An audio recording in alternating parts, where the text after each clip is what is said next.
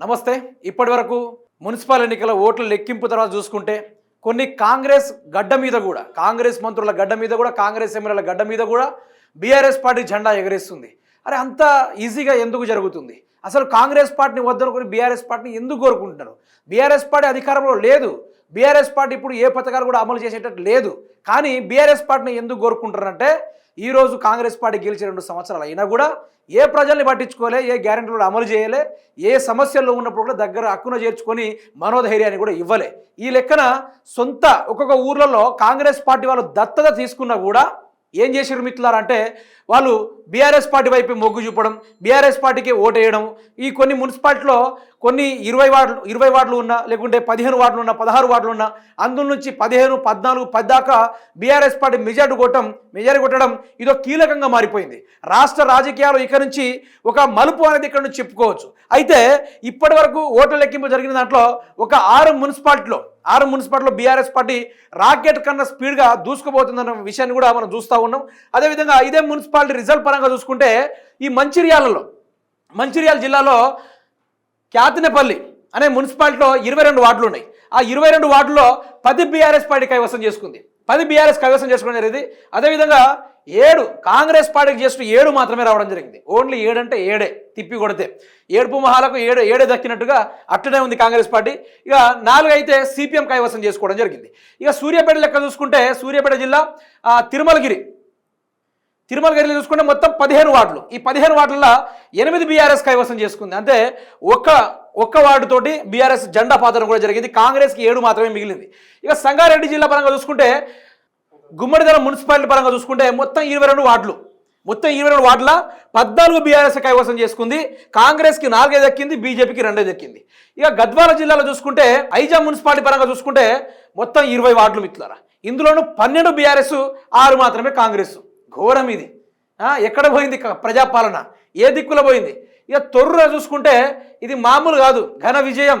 America డాలర్లు, అక్షద్దలు, ఇక వజ్ర వైఢూర్యాలు అన్నీ అమెరికా నుంచి వస్తున్నాయి అనుకొని గత 2 సంవత్సరాలుగా ప్రజల్ని మోసం చేసి ఆ ఎమ్మెల్యే కూడా ఎవరో తెలియదట ఇప్పుడు తొర్రు ప్రజలకి. అటువంటిది ఆ తొర్రులో మొత్తం 16 వార్డులు ఉంటే 10 వార్డులకు పైగా 10 వార్డులు మాత్రమే బీఆర్ఎస్ పార్టీ కైవసం చేసుకున్నది.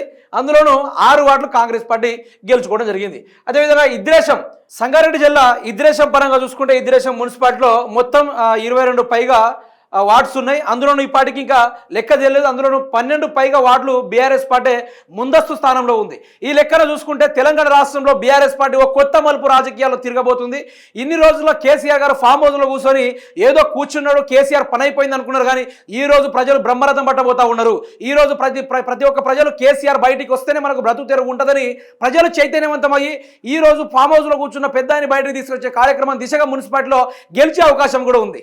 అయితే ఈ లెక్కన సాయంత్రంలోపు చూసుకున్నా కూడా కాంగ్రెస్ పార్టీ ఎన్ని గెలిచినా, బీఆర్ఎస్ పార్టీ ఎన్ని గెలిచినా ఇక్కడ రాష్ట్రాల్లో రాజకీయాలు మాత్రం మార్పులు చేర్పులు మాత్రం బ్రహ్మాండంగా జరిగే అవకాశం అయితే ఉంది.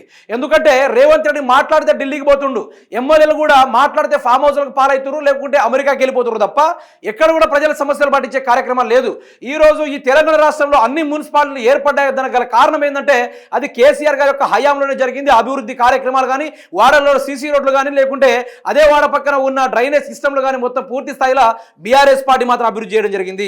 ఇన్ని చేసిన అభివృద్ధి బాటల వైపు నడిపించిన కేసీఆర్ గారి ప్రభుత్వాన్ని మళ్ళీ తీసుకురావాలన్నట్టుగా ఈ మున్సిపల్ ఎన్నికల్లో ఒక కీలకమైన మలుపు అయితే మనకు కనబడతా ఉంది.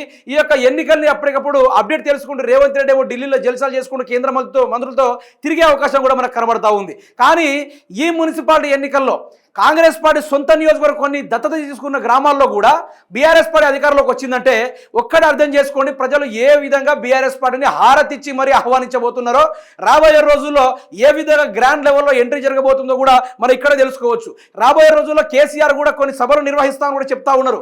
ఇది కాకుండా ఐజా అనే మున్సిపాలిటీలో మల్లు రవి ఎంపీ, కాంగ్రెస్ ఎంపీ, అతను దత్తత తీసుకున్నా కూడా అక్కడ నీ పాలన వద్దు, నువ్వు వద్దు, మాకు కావాల్సింది బీఆర్ఎస్ అనుకుంటూ ఆ ఐజాలో కూడా ఏది గెలిచింది మిత్రులారా? బీఆర్ఎస్ జెండా పాతేసింది.